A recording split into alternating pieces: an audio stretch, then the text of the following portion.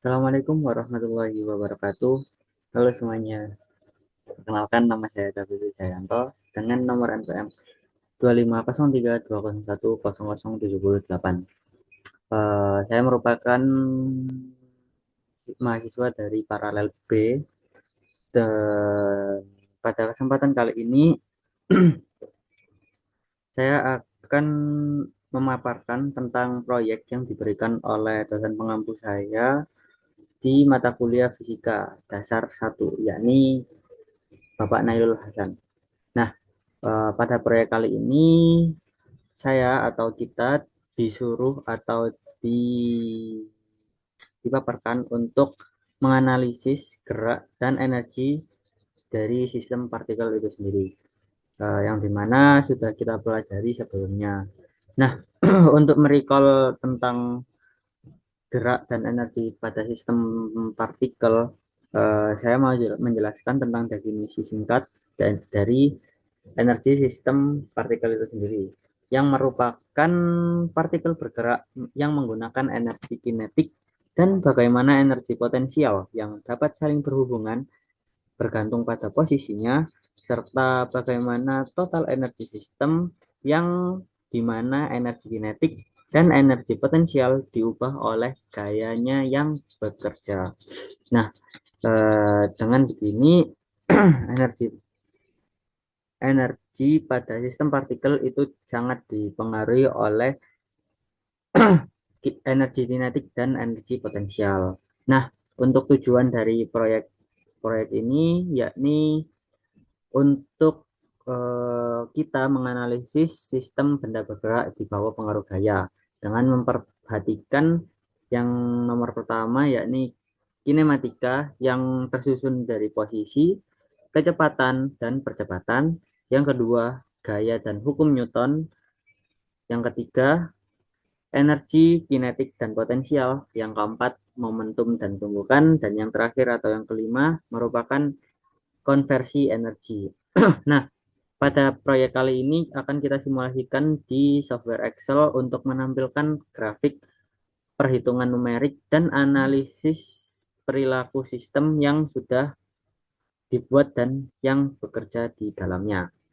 Nah, pada tugas ini kita akan melakukan proyek di software ya teman-teman.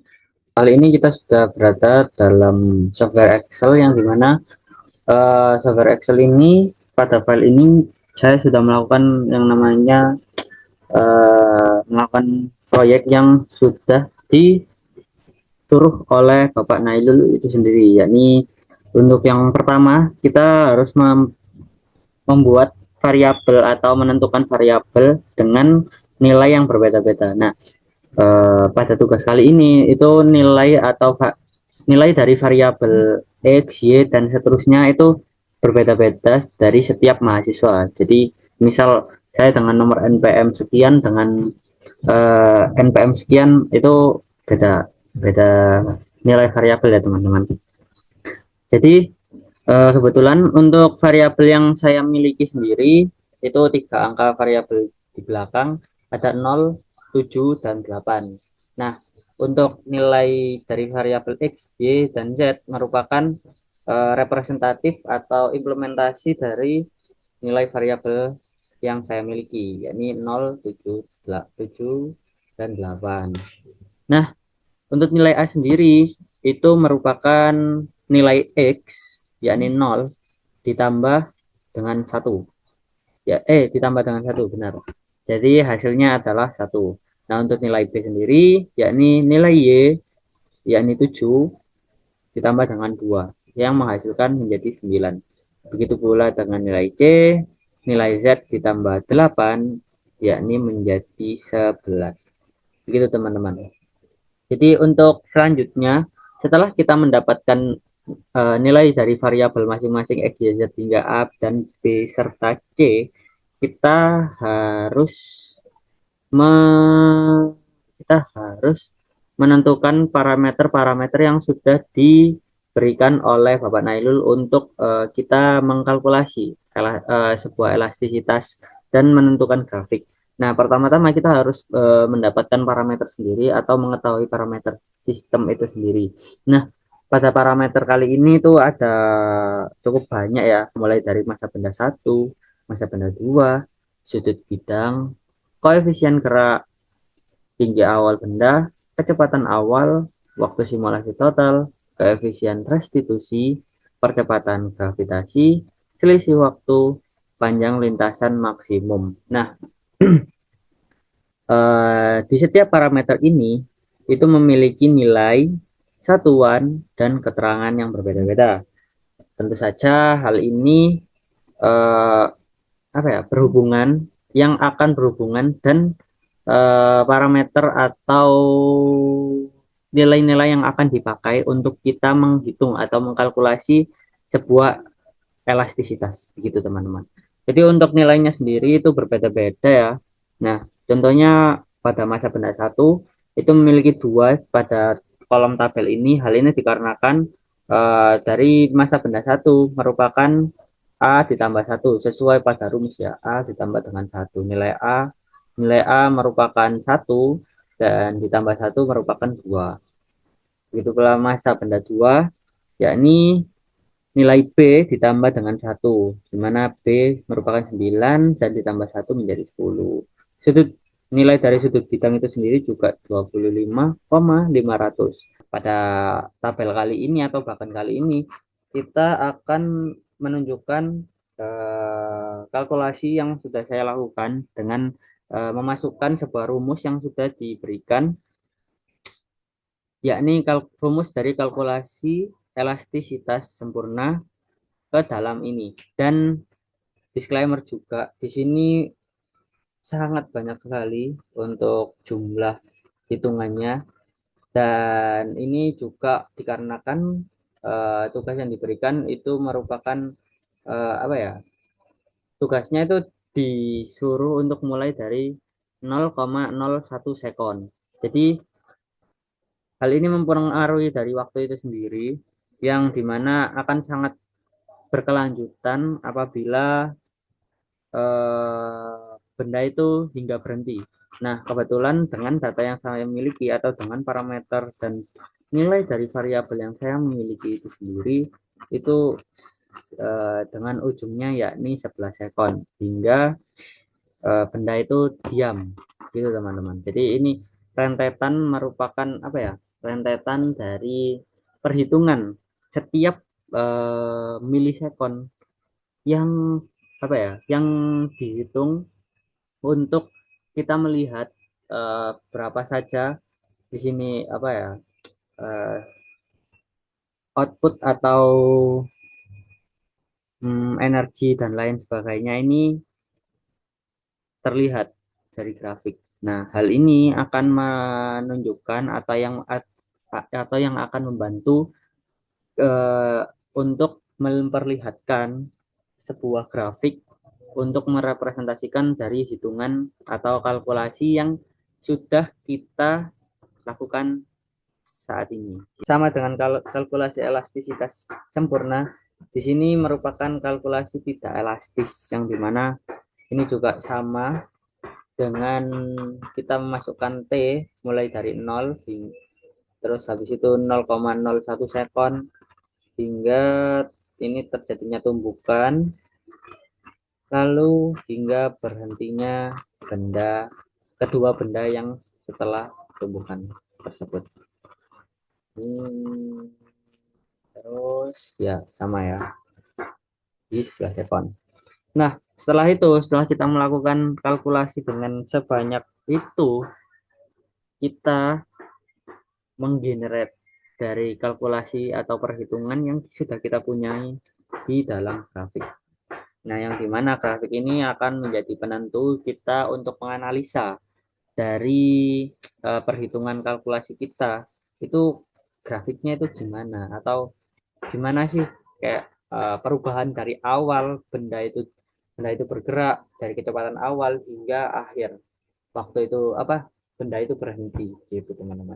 Jadi dapat disimpulkan di sini kita dapat melihat di mana untuk grafik hubungan posisi dan waktu, untuk di sini kita bisa menyimpulkan bahwa se apa ya lebih lama waktu bekerja atau lambat dari waktu yang telah terlaksana akan mempengaruhi posisi dari eh, benda tersebut. Jadi masa satu atau masa dua atau bisa dibilang benda satu dan benda dua. Jadi mulai dari atas ini terus terjadi benturan dengan pertama dengan percepatan yang konstan terjadi benturan. Habis itu mulai seimbang kembali. Tuh, ini untuk elastisitas yang sempurna. Terus untuk grafik hubungan kecepatan dan waktu, kita juga lihat mulai dari awal di mana semakin lama waktu kecepatan juga akan semakin menurun. Jadi mulai dari sini kita lihat untuk kecepatannya konstan, jadi terjadi tumbukan dan menurun untuk kecepatannya. Dan ini untuk masa benda benda benda satu itu terlihat terlihat sudah netral ya teman-teman, dan bertemu di titik ini 0,00 atau sudah berhenti dengan kecepatannya.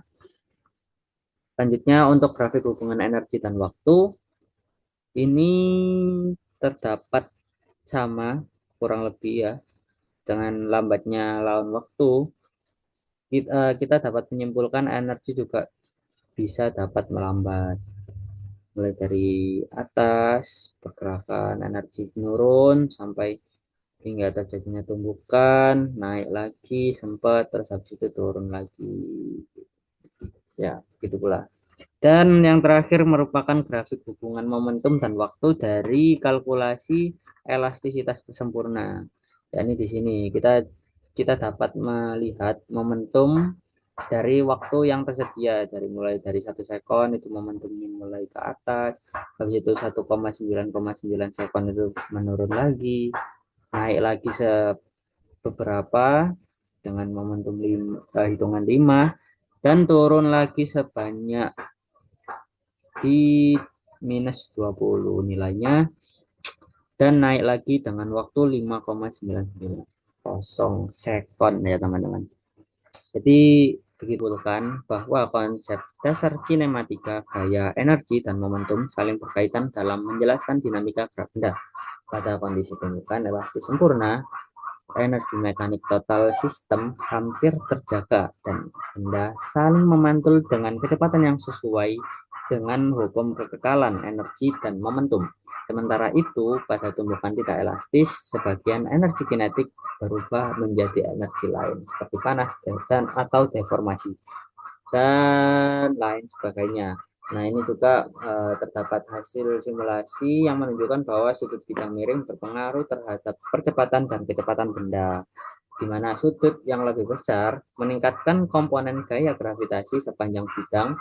Sebaliknya, gaya gesek menyebabkan penurunan kecepatan dan energi kinetik benda akibat adanya disipasi energi.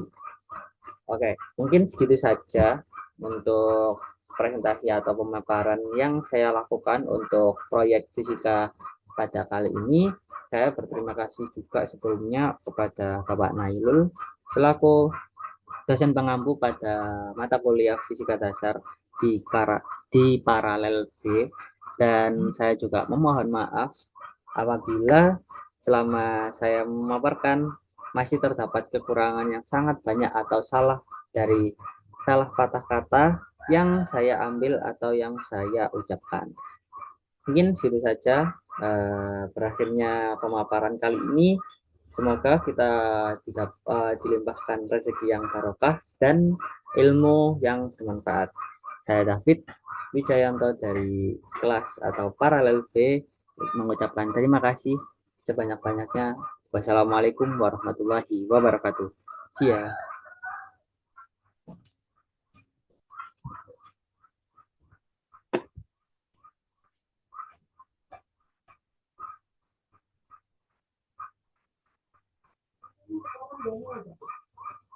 Yo.